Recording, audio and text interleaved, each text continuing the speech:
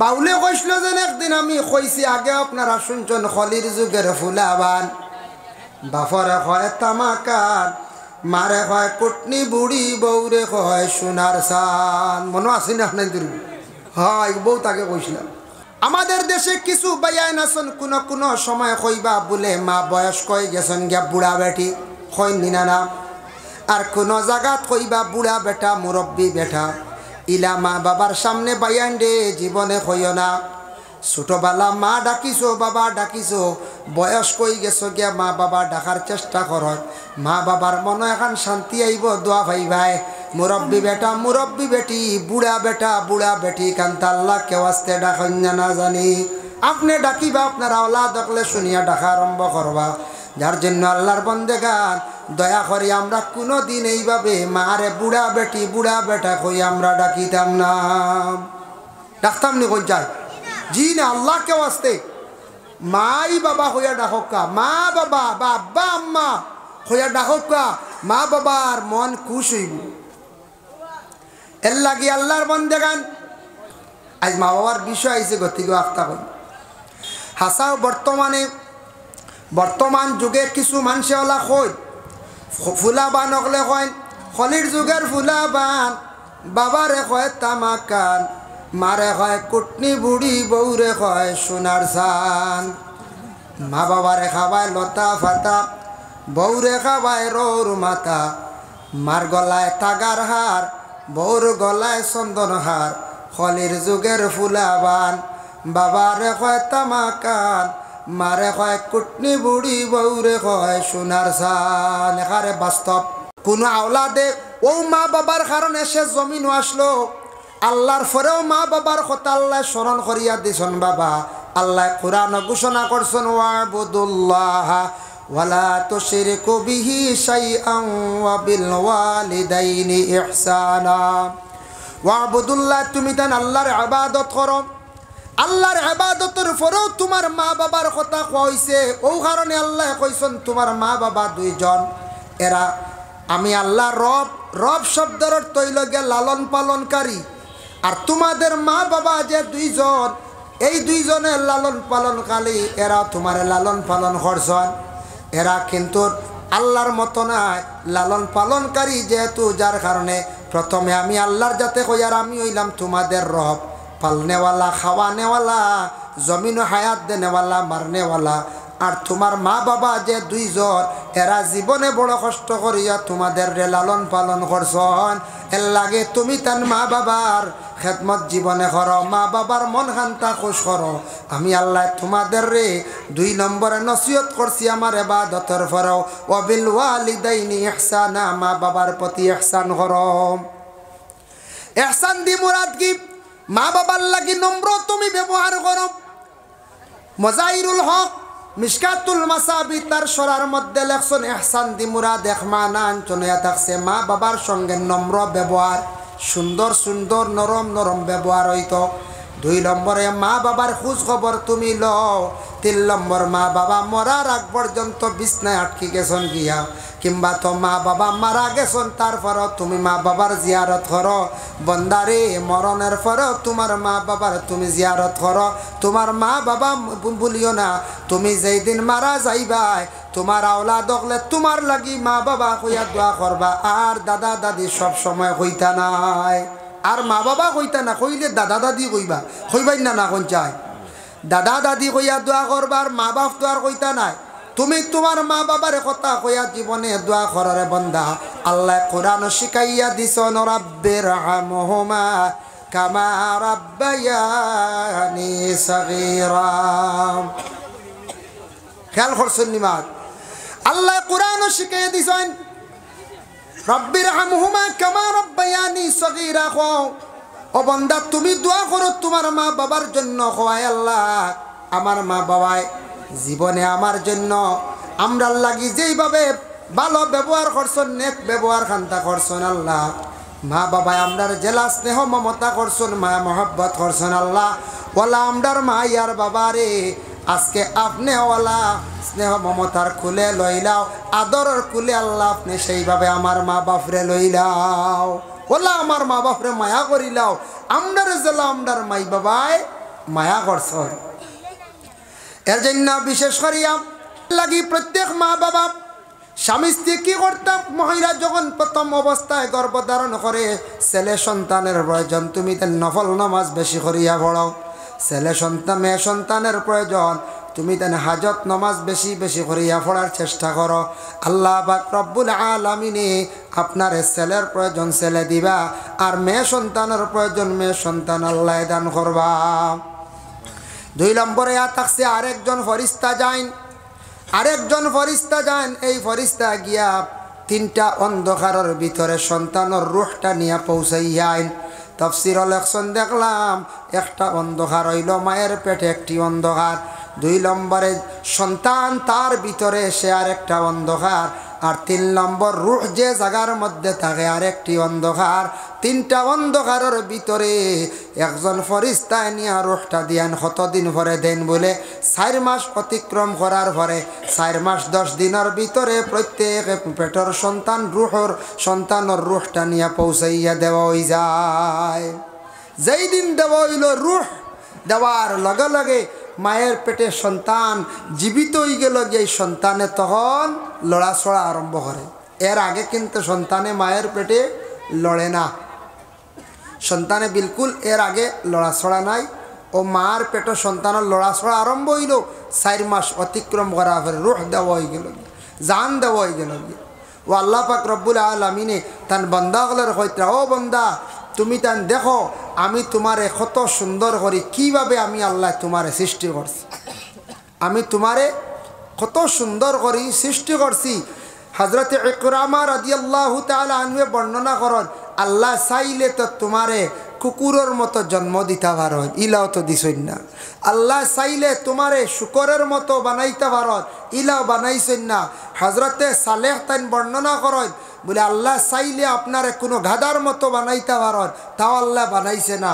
আল্লাহ তোমারে মায়ের পেটে একটি মানুষের সুরত দিয়া সুন্দরভাবে আল্লাহ তোমারে সৃষ্টি করছেন, কত সুন্দর করে সৃষ্টি করছেন।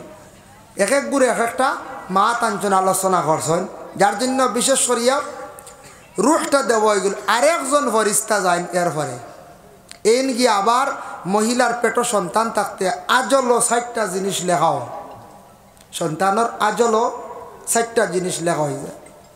কিতা কিতা লেখন বলে 1 নম্বরে লেখন হায়াত, মায়ের পেটে যে সন্তান যেটা আছে তার হায়াত কতটুকু হইব, যার জন্য নবীজি ফরমান গর্ভধারিণী মহিলায় এবং গার্জেন যেন স্বামী থাকবা 2 জনে বিশেষ করে আল্লাহর দরবারে দোয়া করো, কয় আল্লাহ আমাদের যে সন্তান আপনি দান করডা, এই সন্তানের হায়াত খান জমিনও বাড়াইয়া দিও। মা বাবায় দোয়া করতা পেটে সন্তান থাকা অবস্থায় হায়াতের জন্য দোয়া। 2 নম্বরে তার মৌত কিভাবে হইব সেটা আবার লেখা হয়ে যায়। এই ফরিস্তা তার আজলের মধ্যে লেখিলেন। এর জন্য মা বাবায় বেশি করিয়া দোয়া করতে, আল্লাহ আমরার একটা সন্তানের মালিক বানাই দেয়, আমরার সন্তানটা কোনো দিন কোনো অবস্থায় অ্যাক্সিডেন্ট অবস্থায় আমরার সন্তানের মত দিও না। 3 নম্বরে এবার ফরিস্তা লেখন এই সন্তানের রিজেক কতটুকু হইব, যার জন্য মা বাবায় দোয়া করতে, আল্লাহ সন্তান জমিন দিত্রা তার সন্তানের রিজেক জমিনের মধ্যে আল্লাহ বাড়াইয়া দিও। আর 4 নম্বরে লেখা হইব সন্তানটা নেককার নিনা বদকার। এর লাগি মা বাবায় সব সময় দোয়া করতে, আল্লাহ আমরার একটা সন্তান দিত্রায় সন্তানটা নেক সন্তান বানাইয়া দিও। যার জন্য মা বাবায় খুব বেশি করিয়া এই 4টা দোয়া করতাম। মা বেশি করি দোয়া করক্কা সন্তান পেট থাকা অবস্থায়।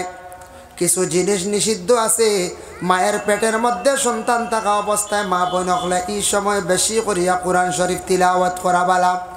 যখন সন্তানের রূহটা দেওয়া যায়, এর জন্য সন্তানের রূহটা দেওয়া মাত্র এই সন্তান যেটা আছে মায়ের পেটের মধ্যে তখন সে শুনতে পারবো। তখন মা বেশি বেশি করি আল্লাহর কালাম কোরআন শরীফ তিলাওয়াত করদা। যত বেশি করিয়া তিলাওয়াত করবা তত বেশি ফায়দা।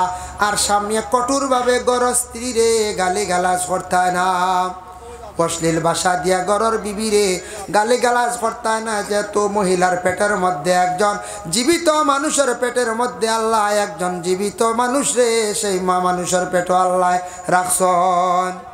জীবিত নানি মাও জীবিত, সন্তানও জীবিত নানি। একটা জীবিত মানুষ, জীবিত মানুষের পেটও জীবিত এক সন্তান। যার জন্য আল্লাহর বন্দেগান এর লাগি আল্লাহকে বাঁচতে এমত অবস্থায় মহিলা হল একটু সচেতন থাকা দরকার।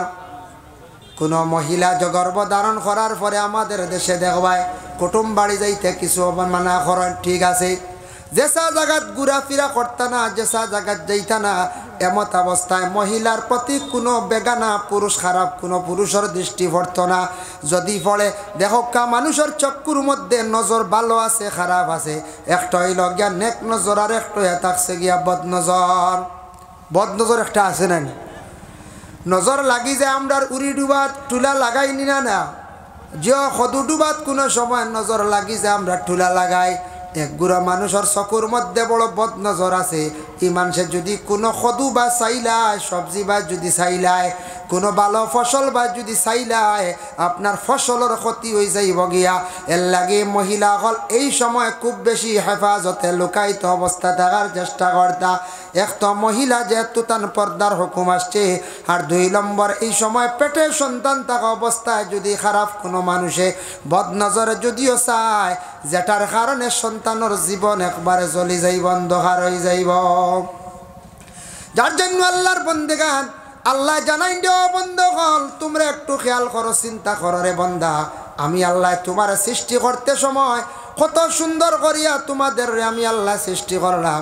মার পেট থাকা অবস্থায় আমি আল্লাহ তোমাদের খাদ্য রেডি করলাম, আর জমিনও আসার আগে তোমার খানিও আমি আল্লাহ পাক রব্বুল আলামিনে রেডি করিয়া রাখছি। কতটুকু আহসান আল্লাহ করছেন জানি আপনারা আমারই। মার পেট কি খাইতায় আল্লাহ জানান, মায়ের পেট তখন তুমি ছোট, তুমি খাইতে পারতা না, মুখে আমি পবিত্র রাখলাম। মার নারীর সঙ্গে তোমার নাবির সঙ্গে একটা তার লাগাইয়া সম্পর্ক করিয়া মায়ের প্রতি মাসের বেমারটারে বন্ধ করিয়া রক্ত দিয়া দিয়া আমি তোমারে মার পেটের মধ্যে আমি বড় করলাম রে বন্দা। আর জমিনও আসার পরে তুমি আমার জিকির করার জন্য আমি আল্লাহর যাতে তোমার মুখ কানারে আমি পবিত্র রাখছি, মুখের দিকে খাওয়াইছি না, মুখের দিকে আমি খাওয়াইছি না। কিন্তু জমিনও আসার পরে কি খাইতায় আমি আল্লাহ তাও বন্দোবস্ত করছি রে বন্দা। তোমার মায়ের বুকের দুধের স্তনটা আমি রেডি করিয়া রাখছি, দুধ রেডি করিয়া রাখছি, জন্মর পরে তোমার মায়ের স্তনের দুগ্ধ পান করিয়া তুমি বড় হইতাই।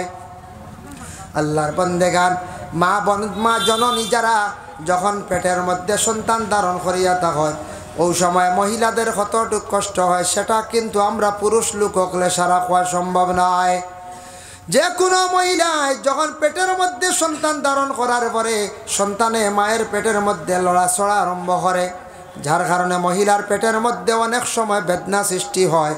অনেক সময় মহিলা ঘুমাইছেন পেট, সন্তানের লড়ার কারণে মহিলা ঘুমাইতে পারেন না, খাওয়ার বেলা বসন খাইতে পারেন না, বিভিন্ন ধরনের অসুবিধা হইয়া থাকে। মা বিশেষ করিয়া মায়ের যন্ত্রণা কতদিন পর্যন্ত 9 মাস 10 দিন কিংবা তো 10 মাস 10 দিন পর্যন্ত এই মহিলা পেটের মধ্যে সন্তান নিয়ে জীবনে বড় কষ্ট করিয়া থাকেন। কিন্তু শেষ নাই, সন্তান জন্মর সময় আবার মার গুতা মারিয়া বড় কষ্ট করিয়া কষ্ট দিয়া জমিনে আপনার আমার আসছি।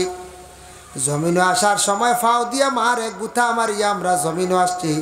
দুনিয়ার জমিনে আমরা সব জমিনে চলি আর ফাও নিচের দিকে আর মাথা উপর দিকে। কোন দেশের মানুষ মাথা নিচের দিকে তাকে বন্ধা, কোন দেশের মানুষ সজিদার আকারে তখন বলে ও দেশ। মায়ের পেটের মধ্যে আমরা সজিদার আকারে আমরা থাকি, আর মার পেটের মধ্যে আল্লাহ মাথাটা নিচের দিকে রাখে আর ফাওটা উপরের দিকে আল্লাহ বিশেষ করিয়া রাখি। মার পেট কিলা থাকি সজিদার আকারে, আর বিশেষ করিয়া মাথাটা নিচ দিকে পয়েরটা পাওগুলা উপরের দিকে থাকে। এর জন্য বিশেষ করিয়া জমিনে আসার সময় মা জননী কতটুক কষ্ট করেন, প্রসবের বেদনা যখন ধরে এই সময় আমার মায় কতটুক কষ্ট করছেন বাবা, যন্ত্রণা। যার জন্য মা বোনকলে বিশেষ করিয়া সাক্কা আল্লাহর দরবার ফানা সাক্কা সন্তান প্রসবের সময় বাড়িয়ে ঘরের মধ্যে যাতে সন্তানটা যদি জন্মগ্রহণ হয়ে যায় গিয়া বালা। বর্তমান সময়ে বেশিরভাগ সন্তানাদি হসপিটালে নিয়ে কি করা লাগে, ডেলিভারি কেসের কারণে হসপিটাল নিতে লাগে। তার কারণে থাকছে গিয়ে এখনকার সময়ের মধ্যে মহিলা হলে পেট সন্তান থাকা অবস্থায় সামান্যতম পরিশ্রম করতে লাগে, বিলকুল পরিশ্রম বেশি করেন না গতিকে। এর জন্য মা বোনরা বেশিরভাগ কষ্ট করেন, মেডিকেল গিয়ে সন্তান প্রসব হয় না বেশিরভাগ মোটামুটি একটা পরিশ্রম করতা, হাঁটাহাঁটির থাকতা, খালি বিছনাথ শুইতা না থাকলে এটার কি ক্ষতি হয়। তারপর যতটুক ওসিয়ত আন্দাজা বেশি না, আগর যুগের মতো মানুষ শক্ত নাই। যদি হন কোনো মুরব্বী মা বই হলে, যদি হয় কোনো শ্বশুরে, যদি হন আগর আমল আমরা লাকড়িও পারিছি, পেটর সন্তান লইয়া লাকড়ি পারিছি, ডেকিও বাড়া বানিছি, ওটা যদি হয় আগর যুগের মানুষ কিছু দৌড়ো আসলো বলা নাই, শক্তি বেশি আসলো, খাইছন বালা বিরন খাইছন, খেয়ে ক্ষতি করছিল না আগে। এখন ছাড়া বিরন গাইয়া মসজিদ যাব হয়েছি, খাটল এক টপ খাইছেন আগে, এখন খাটল এক টপ খেয়েও খাইলে হয় খবরও যাইবা নে মেডিকেল যাইবা বলা নাই, দুই রাস্তা কি এখন সব মানুষের সব তার লিভার উবার দুর্বল, হ্যাঁ বলা না পঞ্চায়েত। আগর মানুষ শক্ত আসলাম, খাস খাম করছেন, ডাইজেস্ট হয়েছে, আগর যেটা খাইছেন ইটা খানিয়ে মানুষের এমন ক্ষতি করছে না। সারযুক্ত জিনিস কম আসলো, এখন সব জিনিস হইয়া থাকছে গ্যাসারুয়া। এর লাগি আগর মহিলা হলে খাস খাম করছেন, মারা জারিছন, শুনছি বা আমরা ছোটবেলা দেখছি বারা বাণিত্রা কুড়াল মাড্ডা, এরপরে বাড়িয়ে করে সন্তান জন্মগ্রহণ করছেন, 1005 মহিলা হসপিটালে গেছেন, আর 995 মহিলা বাড়িয়ে করে সন্তানের জন্ম হয়েছে। এখন দেখা যায় 1000-এর মধ্যে দেখা যায় খোঁজ হইবা 900 মনে হয়েছি বা মনে হয় হসপিটাল পড়লা বনক যাইব, 1000-এর মধ্যে 900-র কাম নাই। আমার মনে করক্কা 700 যাইবা গিয়া হসপিটাল, আর 300 মাত্র বাড়িয়ে করে। কারণ ইয়া থাকছে গিয়া আমাদের মা বোন যারা আছেন কিছু পরিশ্রম করার চেষ্টা করবা, খালি শুইবা না, খালি আরাম করার যাইবা না, জীবনে ক্ষতি হইব।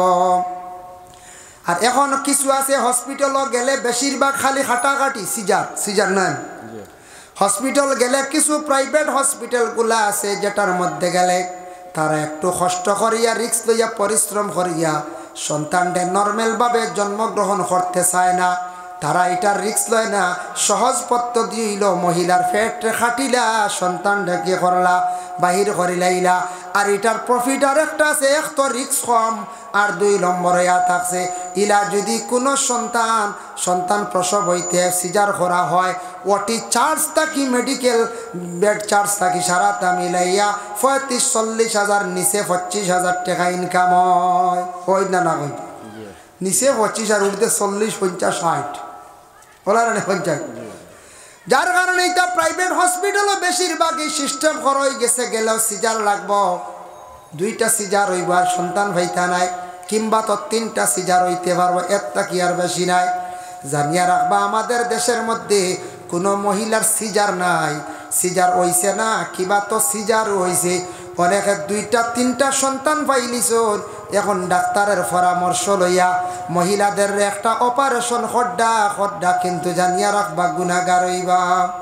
বেশিরভাগ আমাদের দেশের মধ্যে ওটা চলে, শরীয়তর হুকুম আদেশ হইয়া থাকছে গিয়া তুমি তান সেই বই যাও, কিন্তু এই ধরনের অপারেশন যুক্ত কাজের মধ্যে বিশেষ করিয়া আমরা যাইতাম না। আল্লাহর বন্দেগানের জন্য বিশেষ করিয়া সন্তানের জন্য মা বাবায় বেশি চিন্তা করেন। সন্তান পাওয়ার সঙ্গে সঙ্গে এখন একটা সন্তান যেই সময় মা বাবার জীবনে ফাইতে সময় সন্তান জন্মগ্রহণ করার পরে দেখবা বাচ্চাটা জিন্নাত দিয়ে খান্দিয়া উঠি। বাচ্চা খান্দে নানি, বাচ্চা খুব বেশি খান্দে। দেখেন বাচ্চা কোন কারণে বেশি খান্দে, রাসূলুল্লাহর হাদিস, মা মিন বানি আদমা মাউলুদুন ইল্লা ইয়ামুসুহু শাইতান হিনা ইউলাদু ফায়াস্তাহিল্লু সারিখাম মিন মাসিশ শাইতান গায়রা মারইয়ামা ওয়া ইবনিহা। আল্লাহর রাসূলে ফরমায়েন প্রত্যেক আদমের ঘরে যখন সন্তান জন্মগ্রহণ করে, সন্তান জন্মের পরে শয়তানে সইয়া থাকে, শয়তানে কি করে স্পর্শ করিয়া থাকে, কিন্তু মার দোয়ার বরকতে 2 জন্ডে শয়তানে সইতে পারছে না। গায়রা মারইয়ামা ওয়া ইবনিহা, হযরতে মরিয়ম আর তার ছেলে ঈসা রূহুল্লাহর শয়তানে সইতে পারছে না বলে হযরতে মরিয়মর মা হান্না বিনতে ফাকুজে কি দোয়া করলা। হান্না বিনতে ফাকুজের পেটে যখন সন্তান আসলো তাই আল্লাহর কাছে দোয়া করলা, ইন্নী উইযুহা বিকা ওয়া যুররিয়াতাহা মিনাশ শাইতানির রাজিম। আয় আল্লাহ, আপনার কাছে আমি পানা চাইয়া আমার পেট সন্তান জন্মর পরে যাতে শয়তানের ওয়াসওয়াস থেকে আপনি হেফাজতে রাখিও। মায়ের দোয়া কবুল হয়ে গেছে গিয়া, মার দোয়ার বরকতে শয়তানে সইতে পারছে না। মরিয়মের জন্ম হইল, মরিয়ম রে শয়তানে সইতে পারছে না বাবা। মরিয়মের ঘরে ঈসা রুহুল্লাহর জন্ম হইছে, শয়তানে সইতে পারছে না। এর জন্য আল্লাহর বান্দাগান প্রত্যেক সন্তানাদি জন্মগ্রহণ করার পরে শয়তানে সইয়া থাকে। আরেকটা জিনিস জানিয়া রাখবা, আল্লামা সাহেব কিবলা ফুলতলি রহমতুল্লাহি তাআলা আলাইহি উপমহাদেশের মধ্যে একজন বিখ্যাত আল্লাহর ওয়ালি। থান একটা নসিহত আমি শুনছি, তবে কোন কিতাব তাকি কইছো না আমার জানা নাই। শুনতি যেহেতু একজন ওলি আসলা, বড় ধরনের আলিম আসলা, তাই কইসন সন্তান জন্মগ্রহণ করার পরে সাহেব কিবলা ফুলতলি কইসন যে বাচ্চা বেশি খান দিব, যে বাচ্চাটা খান দিব জানি ওইগুর হায়াত বাড়িব, ওইগু বাঁচিব বেশ। আর যে বাচ্চা একবারে খান দিত নাই, একবারে বেম অবস্থায় থাকবো, এগু বেশ বাঁচিত নাই, এগু বেশি বেমারি থাকবো। এগু দেখছি আসো পরীক্ষা করি পাওয়া যায়, কোনো কোনো জায়গা দেখতা বেম বাচ্চাই থাকুন নানি, বেম তালি লাগায়, ইটা খালি বেমার আজার দেখা যায়। তার লড়ই না চড়ই না জলদি আট হইল না, ওলা নানি ওলা কোনো কোনো জায়গা পাওয়া যায় মাঝে মধ্যে। যে বাচ্চা জাত জাতাইয়া খান দিব জানিয়া রাখবা, এখানে ডাক্তারে কইছে, সায়েন্সে কইছে, বাচ্চা খান দিলে তার হার্ট পরিষ্কার হয়, হার্টটা ক্লিয়ার হয়। বাচ্চারা খান দিত, তবে অধিক যদি বাচ্চা বেশি বা বেশিরভাগ যদি খান দিয়া থাকে, জানিয়া রাখবা আল্লাহর বন্দেগান সন্তানে সন্ধ্যার বেলা যদি খান দেয়, তবে জানিয়া রাখবা সন্ধ্যার বেলা বাচ্চা খান দিলে জানিয়া রাখবা শয়তানে বাচ্চারে কোনটা মারি চলায়, মার নমাজ খোঁজা করাইতো, গরমাঞ্চর নমাজ উমাজ নষ্ট করতো। এর লাগে সন্ধ্যার বেলা দেখবা ছোটো ছোটো বাচ্চাতে খুব বেশি খান্দন নানি বান্ধে। গভীর রাত যদি খান্দে, কিবা তো কোনো দিনের বেলাও খান্দে, হরদম দিনে রাত্রিবেলা যদি বাচ্চাটা খান দিয়া থাকে, তবে খান্দনের তবিব আছে, মিয়া সাবকলর কাছে নেকুয়া, বড় সাপ বুজুর্গকলর কাছে নিয়ে ফু দেওয়া কুয়া, বালা সাবকলর আসর পড়লে ফায়দা হইব। এর লাগে খান দিলে ফায়দা আছে, বেশি খান দিলেও আবার তবিব করক কুয়া। বাচ্চা যদি খান্দে কুলের মধ্যে নিয়া আল্লাহর জিকির আজকার করতে থাকো কুয়া।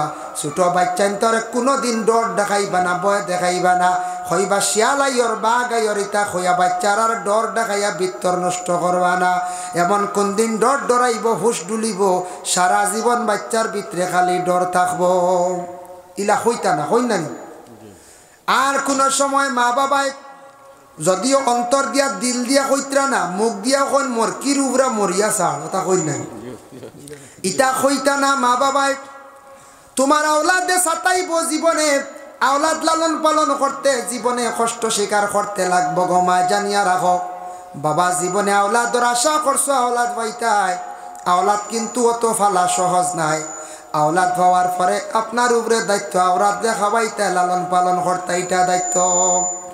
2 নম্বরে থাকছে আওলাদরে সুশিক্ষা দিতে হয়, বুনিয়াদী শিক্ষা, জেনারেল শিক্ষা, এরপরে মাত কথা আদব শিক্ষা যেগুলা আছে, কাপড় পরিধান করানি, এগুলা বিশেষ করিয়া মা এবং বাবার উপরে দায়িত্ব। মা বাবায় সবসময় সন্তানটি শিক্ষা দিতা। স্কুলে যাবার পরে সন্তান তাকে কয়েক ঘন্টা, 5 ঘন্টা, মসজিদে 2 ঘন্টা 7 ঘন্টা, মাদ্রাসা গেল 5 ঘন্টা, মসজিদে 2 ঘন্টা 7 ঘন্টা, 1 ঘন্টা রাস্তাঘাটে 8 ঘন্টা, 8 ঘন্টা বাচ্চা ঘুমাই গেল গিয়া, 16 ঘন্টা আর 8 ঘন্টা মা বাবার হাতে সন্তান রইল। এই 8 ঘন্টার ভিতরে মা বাবার সন্তানকে সুন্দর করে আমার কথা শিখাইতা, সন্তানকে আদব শিখাইতা, খাওয়াও তারে শিখাইতা, খাবার পরিধান করা তারে শিখাইতা। বলে বাবা তুমি এইভাবে খানি গুলা খাও, মায়ে ছোট থাকতে বাচ্চারে সুন্দর করিয়া খানিও শিখাইতা। খাইতে সময় যদি আউরি মাকিয়া খায় ফেলায়, দমক দিতাই না, না দিতা, হে কার মুঠ করি ভাত খাওয়াই বল, খাওয়ার তরিকা আছে না, তারে ওলা খাওয়া শিখাইতা, ছেলে হোক মেয়ে হোক। বলে জুতা কুলিয়া খাও রে বাবা, খাওয়াইতা, খাবার ওলা পরিধান করো, এটাও শিখাইতা। এটা ব্যবহারে কঠোর পদক্ষেপ নিতা মা বাবায়। সন্তানকে ছোট থাকতে যদি এইভাবে সুন্দর করিয়া মাতিয়া যদি গড়িয়া তুলতা পারেন, জীবনে সেই সন্তানের কারণে মা বাবা সুখী হইবা, আর ছোটবেলা খালি যদি খাওয়ান আর আওলাদ ভালোন আর আওলাদরে কোনো সুশিক্ষা দিয়া গড়িয়া তোলেন না, মা বাবা জীবনে সে সন্তানের কারণে খালি কান্দিবা। ছোটবেলা হস পাইলিব, বড় ইয়ারলে মা বাবারে পরোয়া করতো না, তার থনাই বাড়ি যাইব। এর লাগি তার যেটা ইচ্ছা সেটা করব, মা বাপরে পরোয়া করতো না, আর মা বাবায় সারা জীবন কান্দিবা। মেয়ে সন্তান কিছু বড় হয়ে গেছে, মা বাবায় পর্দা শিখাওয়া।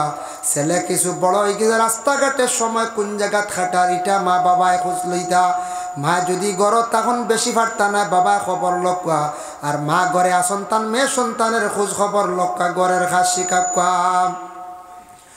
এর জন্য আল্লাহর বন্দেগান, যার জন্য রাসূলুল্লাহ সাল্লাল্লাহু আলাইহি ওয়াসাল্লামের মায়ের উম্মত হল একটু লক্ষ্য করকা।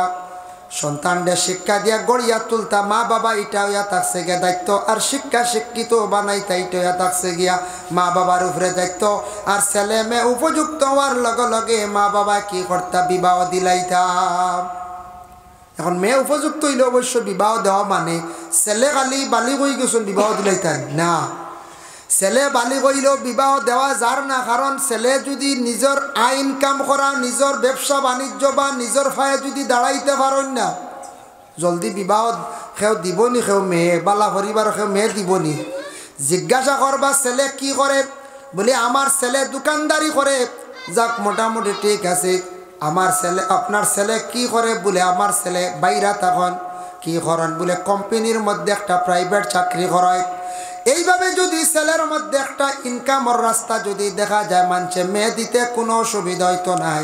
আর ছেলে বাবার হোটেল 18-20 বছর পড়াশোনা থাকতে খাইলা, এখন বাবা যদি বিবাহ দেওয়াত লাগন, কোনো জায়গাত গিয়ে সচ্ছল পরিবারও ঢুকিয়া মেয়ে পাইতা না, আনতে পারতা নাই।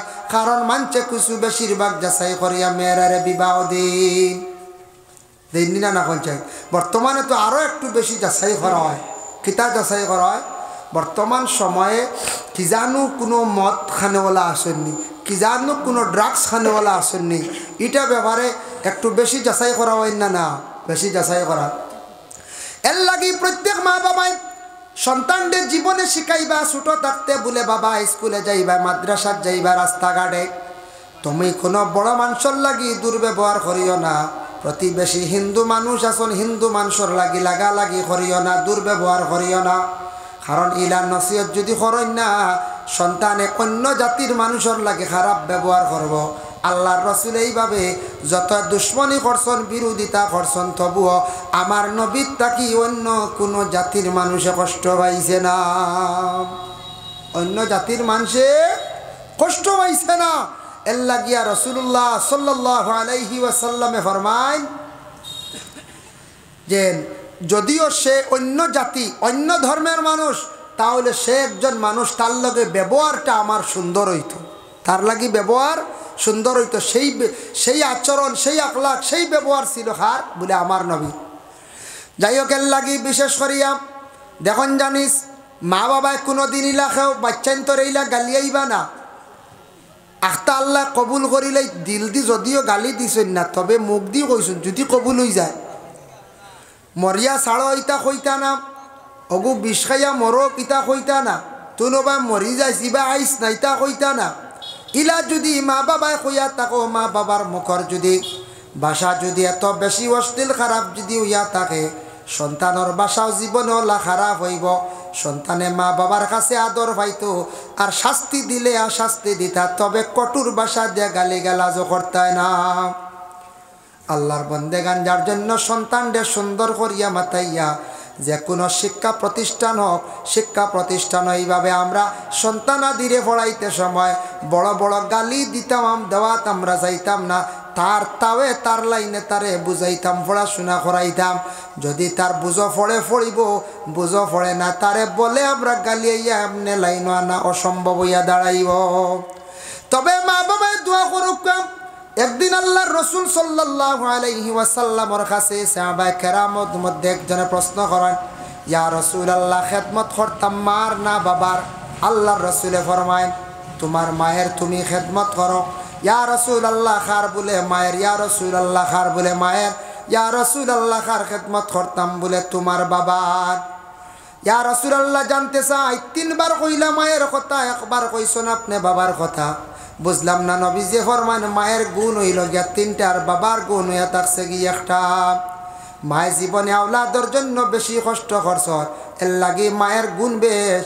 আর বাবা জীবনে আওলাদর লাগি হয়তো খাওয়াইছন, লালন পালন করছন, কষ্ট করছন, কিন্তু বাবায় কোনো দিন সন্তানরে পেটের মধ্যে লইছেন না। 9 মাস 10 দিন, 10 মাস 10 দিন পেটে ধারণ লইছেন না। সন্তানরে কোনো দিন আপনার পরিষ্কার করা তো তেমন গেছেন না, যদিও গেছেন 1-2 দিন মাঝে মধ্যে ধরা বান্ধার সাধ্য করছন, তবে দায়মি হিসাবে সন্তানরে বাবায় আকুল লইছেন না, তার স্তনেরও দুধ খাবাই তাইলা কোনো ব্যবস্থাও নাই। এর জন্য বেশি গুণ হইল হার মা। মুস্তাজাবুদ দাওয়া 3 গুণের দোয়া হইল গিয়া কবুল। 3 গুণের মধ্যে 1 গুণ হইল গিয়া মজলুম ব্যক্তি। মজলুম ব্যক্তি ও ব্যক্তির এখন কোনো মানুষে যদি একজন মানুষের উপর যদি জুলুম করিয়া থাকে, জুলুম করলে মজলুম ব্যক্তি যখন খান্দিয়া দোয়া করব, সেই দোয়ারে আল্লাহ পাক রব্বুল আলামিনে ঘুরাইয়া দেন না। মজলুম কারে কয়? একজনে জুলুম করছেন, টেকা নিয়া হোক, হাত দিয়া হোক, ফাও দিয়া হোক, যে কোনো প্রকারে মানুষের উপর জুলুম করা, যেটা অন্যায়ভাবে জুলুম করা, এই জুলুম করার পরে যার উপরে জুলুম করা হয়েছে এই ব্যক্তি যখন খান্দিব, এই সময় দোয়া যেটা করবো, ই দোয়া আল্লাহ ঘুরাইয়া দেন না, তার দোয়া আল্লাহ বড় জলদি কবুল করেন। এর লাগি জুলুমটা কি আমরা বাঁচিতাম।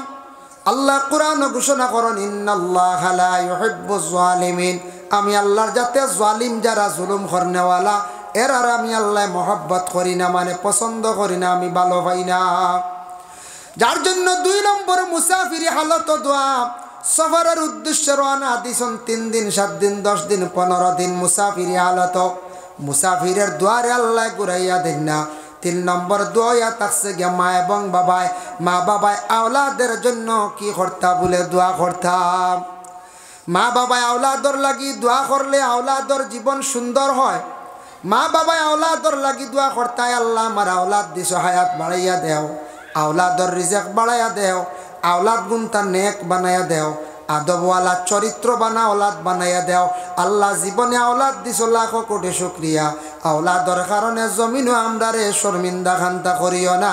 এইভাবে মা বাবায় আওলাদর হক কি করতা বলে ধর হামেশা দোয়া করতাম। মায়ের দোয়া করলে কি হয়? মায়ের দোয়া আল্লাহ কবুল করে। মা বাবা যে দুইজন সম্পর্কে রাসূলুল্লাহ ফরমায়, হুমা জান্নাতুকা ওয়া নারুকা, মা বাবা তোমাদের জান্নাত আর তোমাদের জাহান্নাম। ইয়া রাসূলুল্লাহ, এর অর্থটা কি? বুঝলাম না। নবীজি ফরমায়, যারা জীবনে মা বাবারে সন্তুষ্ট রাখতে পারবায়, মা বাবার মন জয় করতে পারবায়, মা বাবার খেদমত করিয়া জীবন তোমার কাটাইতে পারবায়, বান্দারে তুমি জান্নাতি হইবাই, তুমি জান্নাত লাভ করতে পারবাই। আর বিশেষ করিয়া যদি জানিয়া রাখবাই রে আল্লাহর বন্দেগার, যে বন্দা মা বাবার জীবনে কষ্ট দিবা, মা বাবা খান্দাইবা, কিয়ামতের দিন এরা কি হইবা বলে জাহান্নামী হইবা। ইজা সামাউন ফাতারাত, একটা সূরা আছে ইনফাতার সূরা, ইন্নাল আবরার লাফি নাঈম, ইন্নাল আবরার লাফি নাঈম।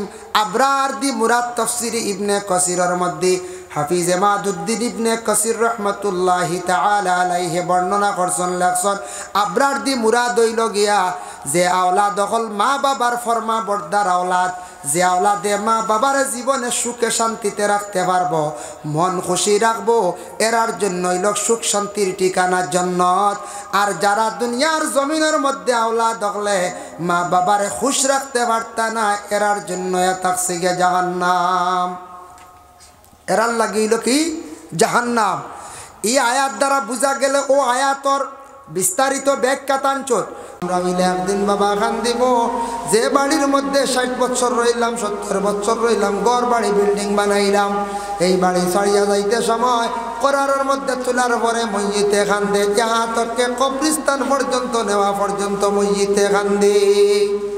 ভাই মুসলমান, হযরতে ফাতিমাতুজ জাহরা রাদিয়াল্লাহু তাআলা আনহা তার স্বামীর কাছে ওসিয়ত করলেন, গো স্বামী, আমি যদি আপনার আগে মারা যাই তাহলে আপনার কাছে আমার একটা ওসিয়ত হইয়া থাকছে, কয়েকটা ওসিয়ত আছে, আমি ওসিয়তগুলা করিয়াম। কোনো মসজিদে যদি মরবার আগে তাই যদি ওসিয়ত করেন, ওসিয়তগুলা পালন করতা বলে আমার অন্য কবর দিও, আমার অন্য জানাজা করিও, অমুকরি দিয়ে আমার জানাজা করাইও, এইভাবে যদি কোনো ওসিয়ত করিয়া যায়, ওসিয়তটা সবে পুরা করতাম, ওসিয়তটা সবে কিন্তু পুরা করতা। এর জন্য ফাতিমা কিতা কইলা, বলে তার স্বামী আলীরে কইলা, ওগো স্বামী, আমি বড় আরজ করি আর আপনার কাছে আশা রাখি আর ওখান থাক, আমি আপনার টাকা, আপনি টাকা অবস্থায় আপনার হাত আমি মারা যাইতাম। যদি কোনো মহিলা স্বামীর হাত মারা যায়, আর স্বামী যদি মায়ার নজরে যদি চকুর পানি যদি ছাড়ি দেন হইত্রা, এই চকুর পানির বদলার কারণে আল্লাহ যাতে মহিলার লাগি জাহান্নামের আগুন আল্লাহ হারাম করিলেন। সুবহানাল্লাহ। যদি কোনো স্বামী মায়ার নজরে যদি খান্দন চকুর পানি ছাড়ন, তাহলে এই মহিলার লাগি জাহান্নামের আগুন হারাম। আর যদি কোনো স্বামী যদি গৃহস্থীর জন্য ভালো ব্যবহার খরচ, আর স্ত্রী যদি স্বামী মারা যাওয়ার পরে 4 মাস 10 দিন ইদ্যত পালন করেন, এর ভিতরে যদি মাগফিরাতের জন্য দোয়া করেন আর চকুর পানি যদি ছাড়ান খান্দন, কইত্রা মহিলার দোয়ার বরকতে স্বামীর আল্লাহ কবরের কঠিন ঘাট থাকি আল্লাহর যাতে আসান দিলায়, মানে আল্লাহর যাতে সেই স্বামীরে মাফ দিলান। সুবহানাল্লাহ। বিবি ফাতিমা আরজ করেন, দোয়া করেন, ওগো স্বামী, আমার জিন্দগির মধ্যে আপনার কাছে একটা ওসিয়ত, আপনি থাকতে যদি আমি মারা যাই, আমার তুমি দিনের বেলা দফন করিও না, আর আমার করার দিয়ে নিয়ে যাওয়ার সময় তুমি আমার ইলাকুলা হিসাবে তুমি লইয়া যাইও না। ফাতিমা ডরাই না, বলে কিতাব স্বামীকে জানিয়া রাখো, করারের মধ্যে যদি নিয়ে যাওয়ার সময় আমি ফাতিমা যদি একবারে উপরে কিচ্ছু থাকে না, ডাকা থাকে না, দেশের মানুষেরা দেখিয়া কইব ফাতিমা কতটুক উষা মহিলা আসলাম, ফাতিমা কতটুক তার মুঠা আসলাম, এইভাবে ধারণা করবো, মানুষে দেখব, মানুষ গুণাগার হইব, আমিও ফাতিমাও জমিনের মধ্যে বিদায় হওয়ার সময় আমি গুনার বোঝা লইয়া যাইব। এর লাগে স্বামী গো, যাতে আমার কেউ দেখে অনুমান করতে পারে না ফাতিমা কতটুক মুঠা মানুষ আসলা, কতটুক লম্বা আসলা, আপনি আমার এক করারের মধ্যে তুলিয়া লইয়া যাওয়ার সময় আমার উপরে একটা ডাকনা দিও, আমার ডাকিয়া লইয়া যাইও। আজ পর্যন্ত মহিলাগুলোরে করারের মধ্যে লইয়া যাইতে সময় মহিলাগুলোরে আমরা সম্মানার্থে ডাকিয়া লইয়া যাই না, না যাই। 2 নম্বরে স্বামী আমারে আমি মারা গেলে দিনও দফন করিও না, রাইত করিও, বলে এখানে বলে রাইত গো স্বামী দফন করলে কোনো মানুষে আমারে দেখতো নাই, তাহলে যেসা মানুষে দেখতে পারতো না, এর লাগে রাত্রিবেলা দফন করিও। 3 নম্বরে থাকছে কবরে রাখার সময় মানুষে হয়তো দেখবো, নজর করবো, আমার উপরে তুমি দান এখান চাদর দিলাইও। আজ পর্যন্ত মহিলা হল মারা যাবার পরে কবরের মধ্যে একটা চাদর দেওয়া হয়, সেই চাদরটা থাকছে গিয়ে দেওয়া সুন্নত, সুন্নতে ফাতেমা। ফাতিমা কিন্তু এটা ওসিয়ত করিয়া তুইয়া গেছলাম, ফাতিমা কিন্তু এটা ওসিয়ত করিয়া তুইয়া গেছলা। এর কারণে দেখো ফাতিমারে কবর রাখতে সময় এইভাবে রাখা হয়েছে, যার জন্য ফাতিমা কতটুক একজন পর্দাশীল মহিলা আসলা, স্বামীর ওসিয়ত করছেন, মারা যাওয়ার পরে করার ডাকিয়া দিও, রাত্রিবেলা দহন করিও, খবর রাখতে একটা চাদর আমার উপরে দিও। অতখান ডরাইছেন ফাতিমায়, বুধ ভাইত্রানি। এই নই লাগে রাসূলুল্লাহ কন্যা সন্তান ফাতিমা, যে ফাতিমা রাদিয়াল্লাহু তাআলা আনহা আল্লাহ রসুল সাল্লাল্লাহু আলাইহি ওয়াসাল্লাম একদিন জিজ্ঞাসা করলা, জানতে চাইলা, ইয়া রাসূলুল্লাহ, আপনি নু একদিন কইছেন কিয়ামতের দিন সারা মানুষ উলঙ্গ থাকবা হাসরের ময়দানও, আমিও কি উলঙ্গ থাকবো? আমি একটু জানতে চাই। নবী যে ফরমাইন, হ্যাঁ, ময়দানে মাহশর মা গো ফাতিমা তুমিও কিন্তু উলঙ্গ থাকবাই। বলে আব্বা লজ্জা লাগতো না নি? বলে না না, লজ্জা লাগতো না। কিয়ামতের দিন খেউরের বাঁচাইতো না, মানুষের দুজখর কঠিন ভয়াবহ আগুন দেখিয়া, মানুষে আযাব দেখিয়া ডরাইয়া মানুষে কি করব? আল্লাহর বান্দা বান্দি হলে খেউরের বাঁচাইতো না, পাগল বেশে মানুষ হাসরের ময়দান চলব। বলে ও আব্বা, কিয়ামতের দিন ময়দানে মাহশর সর্বপ্রথমে জান্নাতি পোশাক কারে পরিধান করানি হইব। ও সময় রাসূলুল্লাহ ফরমায়, মা গো ফাতিমা, কিয়ামতের দিন হযরতে ইব্রাহিম খলিলুল্লাহ রে জান্নাতের পোশাক পরিধান করানি হইব। এর লাগি দুনিয়ার জমিনের মধ্যে বাবা আমরা যেটা পোশাক পরিধান করে, আর আমরা যদি দুনিয়ার জমিনের মধ্যে যেটা কাপড় গায়ের মধ্যে লাগাইয়া ইটা পোশাক জন্নতি নাই, জন্নতি কাপড়টা থাকবো ফাতর গাড়া কাপড়। মাঝে মাঝে একটা ফাতর স্টোনেলা কাপড় মিলে নেন, জিও জিও। পুরুষের কাপড় থাকবো কিলা, ইন্না আসহাবাল জান্নাতিল ইয়াওমা ফি শুগুলিন ফাকিহুন হুম ওয়া আজওয়াজুহুম ফি যিলালিন আলাল আরাইকি মুত্তাকিউন লাহুম ফিহা ফাকিহাতুন ওয়া লাহুম মা ইয়াদউন সালামুন কাওলাম মির রাব্বির রহিম। এই আয়াতের ব্যাখ্যা টানছেন, জন্নতি মানুষ যখন জন্নতের মধ্যে প্রবেশ করবা তখন জন্নত গিয়া ওলা সুন্দরভাবে আমনা সামনা হিসাবে বসবা, তকিয়া লাগাইল মানে হিতানলা উষা বিছনার মধ্যে, জন্নতি বিছনার মধ্যে শুইবা বসবা, আর জন্নতি পোশাক গায়ের মধ্যে লাগানি। পুরুষদের জন্নতি পোশাক এই দুনিয়ার কাপড়ের লাগান না, শার্ট প্যান্ট নাই, দুনিয়াত লাগাবা শার্ট প্যান্ট কোনো অসুবিধা নাই। কিয়ামতের দিন আপনার গর্দনার থেকে পা পর্যন্ত জুব্বার মতো একটা কাপড়। এইভাবে জন্নতি লেবাসটা লাগানি হইব, বড় সুন্দর একটা লেবাস থাকবো যেটার মধ্যে পাথর গাড়া থাকবো। আর মহিলাগুলোর কাপড় থাকবো একটা, মহিলাগুলোর কাপড় আসানির হাত ভরা ফুরা লং জামা একটা বার হয়েছে না যায়। এইভাবে মহিলাগুলোর লং জামা কাপড় যেটা আছে, এইভাবে একটা কাপড় মহিলাদের গায়ের মধ্যে জড়ানো হইব। জন্নতি পোশাক কত সুন্দর থাকবো, জলমল জলমল করব। তাই আল্লাহর বান্দাগান জন্নতি পোশাক হজরতে ইব্রাহিম রে আল্লাহ পরিধান করাইবা। এর লাগি বিশেষ করিয়া জন্নতি যদি লেবাস, জন্নতি পোশাক যদি পরিধান করতে চাই আমরা বাবা, দুনিয়ার জমিনের মধ্যে আমরা শরীয়তের হুকুম অনুযায়ী চলার চেষ্টা করতাম। শরীয়তে কইছে পর্দা করতাম, পর্দাটা আমরা সবাই মানিয়ে নিতাম। ওরে আল্লাহর বন্দেগান গড় বাড়ি সব কিছুর মধ্যে পর্দা করতাম। মাশাআল্লাহ, এক মহিলা দিয়েছেন 500 টাকা, আল্লাহ কাজ করে সৎকারে কবুল আর মঞ্জুর ফরমাও। আল্লাহ আপনার বন্দার সৎকার বদৌলতে রুজি রোজগার বাড়ায় দাও, বাপর জিন্দেগির দূর ফরমাও। তাই আল্লাহর বন্দেগানের জন্য বিশেষ করিয়া রাসূলুল্লাহ সাল্লাল্লাহু আলাইহি ওয়াসাল্লামের সাহাবী হযরত ওমর আল ফারুক রাদিয়াল্লাহু তাআলা আনহু খবর শরীফ দেখার পরে বড় তানে খান্দিতা, উসমানেও খান্দিতা। উসমান অত সম্পদশালী সাহাবী আসলা বাবা, উসমানে খুব বেশি তানে খান্দিতা। হযরত উসমান গনি রাদিয়াল্লাহু তাআলা আনহু অত বেশি তানে খান্দিতা। উসমানের খান্দন দেখে সারা সাহাবী হলো বাক হয়ে যেতাম। উসমানের খান্দন দেখিয়া সাহাবী হল অবাক হইতা, কইতা রে বা উসমান তুমি অত বারা খেনে খান্দ, অত বারা খেনে খান্দ রে বা উসমান, বুঝলাম না তোমার খান্দনটা। হযরত উসমানে কইতা আমি খবর দেখি আল্লাহ খান্দি, ইটা কিন্তু খবর যে ইটা খবর গাড়ার মধ্যে রইতাম কিলা। উমারেও খান্দিতা। এর লাগে আমরা আজকে এই গ্রামের এক বন্ধা রাখি আইসো না, আমরা হইলে একেবারে দিগর দুনিয়ার জমিন ছাড়িয়া যাইমু, খবরের গাড়ার মধ্যে যাইমু না না কোন চায় যাইমু, সব বুঝাইম বাবা। যাওয়ার পরে কিতা খাম দিব একমাত্র নেক আমল। আর কোরআন তিলাওয়াত যদি করো, কোরআন যদি তিলাওয়াত করো, কবরের গাড়ের মধ্যে সে আমলে দেখা দিব। মাথার দিকে ডাইন দিকে নামাজ এবং রোজা, বাম দিকে যাকাত এবং হজ, ফিস দিকে আসবো সদকা এবং খয়রাত, এগুলা দেখা দিব। আমি আপনার খেদমতো আরত রাখবো। মসজিদ এখান তো ইনশাল্লাহ পুরো হইতো, হইতো না না হচ্ছে এখান তো আপনার গ্রামের মসজিদ। এক বেটি মানতে দিয়েছেন 500 টাকা, আল্লাহ আপনার বান্দি সৎকারে কবুল ফরমাও। আর আপনারা যদি কেউ দেন, রাত 12 হয়ে গেছে, আমারও কিছু জবরও রাইস, মেঘও আইসে, ঠান্ডাও লাগে, আর বয়ান না শিরনি হইতো। তার কারণে ইনশাল্লাহ কোনোদিন আর আইলে আগে পড়লে ইনশাল্লাহ আলোচনা করবো। যার কারণে আল্লাহর আস্তে আপনারা খেদমতো আরজ করি। আর মসজিদের কয়েক ব্যাগ সিমেন্ট লাগে, উপর প্লাস্টার হইয়া নামতো, গাঁথনি হইতো।